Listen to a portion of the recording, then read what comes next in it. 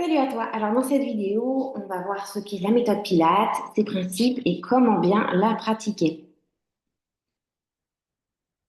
Donc le Pilates, c'est une méthode qui est très efficace, hein. Elle va te permettre de tonifier sans contrainte pour ton corps. Elle demande cependant d'être bien maîtrisée pour en avoir les bienfaits. Donc fais attention parce que beaucoup de vidéos, d'exercices ou de cours de gym portent le nom de Pilates. C'est très vendeur, c'est très tendance, mais par contre, le vrai Pilates, faut pas oublier que c'est avant tout une méthode qui utilise donc des principes fondamentaux, des référentiels et des mouvements de base. C'est ce qu'on va voir justement pour la suite.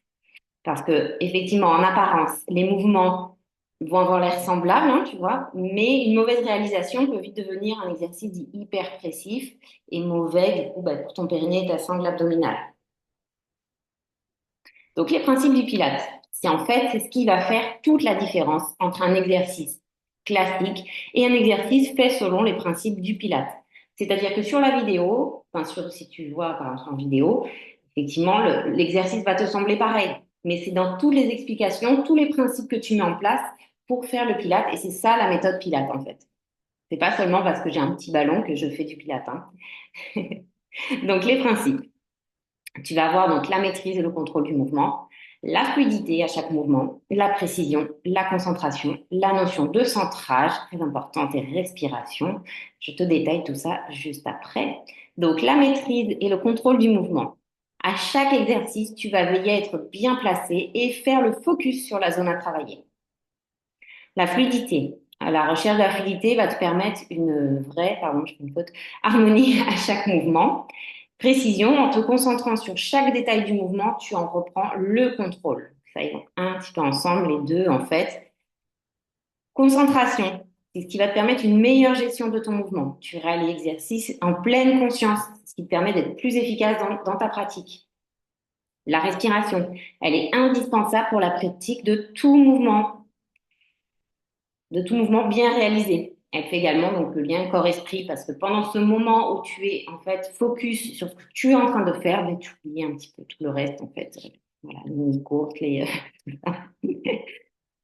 La respiration Pilates, elle va te permettre d'engager ta sangle abdominale à chaque mouvement. Et c'est ça la clé, ça c'est vraiment important. La notion de centrage, c'est l'engagement du périnée et des abdominaux profonds à chaque mouvement. Ce principe de centrage fait du Pilates la méthode de choix du coup pour se retonifier en postpartum. Donc ces principes sont liés les uns aux autres. En les combinant, on retrouve une véritable synergie du corps et de l'esprit et ce qui te permet d'être plus efficace, de réaliser peu de répétitions et c'est donc un véritable gain de temps pour toi. La pratique du Pilates en postpartum va te permettre donc de renforcer tes muscles profonds, les muscles profonds de la sangle abdominale, tout en protégeant ton périnée, d'améliorer ta posture, réduisant ainsi les douleurs dorsales, te permettre une connexion sur toi-même, car les mouvements sont réalisés en pleine conscience. Tu vas favoriser aussi une meilleure mobilité, aider à relâcher les muscles tendus, et tu prépares ton corps à une activité physique plus intense, en toute sécurité, en renforçant les muscles clés et surtout, en fait, la méthode Pilates te permet d'être progressif dans tes exercices au fur et à mesure. Comment bien pratiquer le Pilates? Donc, on va avoir les référentiels et ben, c'est bien sûr aussi la régularité et la fréquence. Les référentiels, en fait, à chaque mouvement, tu vas devoir veiller au placement de ton corps et à mettre en place ces 5 référentiels. Le placement du bassin en neutre, le placement de tes épaules aussi en neutre, la tête bien placée, l'auto-agrandissement, l'engagement du centre et ta respiration thoracique et postérieure. Je t'explique tout ça. Donc, le placement du bassin en neutre. Avant de commencer chaque mouvement, ton bassin doit être correctement placé en neutre. T'as une petite vidéo juste après qui te met en place tous les référentiels et te les détaille, hein. Les différents mouvements et exercices vont te faire perdre cette position, en fait. Si tu n'engages pas tes abdominaux, le fait d'engager ton centre, donc c'est d'engager tes abdominaux profonds à l'aide de ton périnée au départ, à chaque mouvement, ça va te permettre de maintenir le neutre, donc cette position au niveau du bassin. Et en fait, ce qu'on veut dans beaucoup d'exercices, c'est d'éviter justement de perdre cette position au niveau du neutre. Il faut vraiment le maintenir. Le placement des épaules aussi. Avant de commencer chaque mouvement, on place bien nos épaules légèrement vers l'arrière et le bas. Et ça va permettre donc d'améliorer toujours ta posture à chaque fois que tu fais un mouvement, d'éviter les compensations en fait, c'est-à-dire ce qu'on veut pas que il y a des mouvements il y a des muscles qu'on veut pas solliciter pour certains mouvements. On veut vraiment cibler des muscles précis à chaque fois. Et enfin, ensuite, la nuque qui est toujours bien placée, l'auto-agrandissement. Donc, on va chercher toujours à se grandir, ce qui va te permettre aussi donc de corriger ta posture à chaque mouvement. Ça va solliciter tes muscles profonds, te permettre un meilleur engagement de ton centre et une respiration optimale. Si ta position n'est pas bonne, tu envahis un peu les épaules enroulées, tu vas pas pouvoir engager correctement ton centre et avoir une bonne respiration. L'engagement du centre, donc ça, c'est la clé du Pilates. À chaque fois que tu expires, donc que tu souffles, tu dois engager tes abdos profonds en commençant par l'engagement du périnée. Ça va t'aider au départ. C'est vraiment le starter. Périnée, chic. Donc ça, voilà, comme si tu retenais un gaz, envie de faire pipi. Et hop, je rentre mon bas du ventre. Il faut rentrer, c'est la partie basse du ventre, sous le nombril, qui est importante. Les référentiels, on continue pardon, avec la respiration thoracique postérieure. Alors en fait, on va chercher, surtout en postpartum, à garder les côtes bien rapprochées devant ici.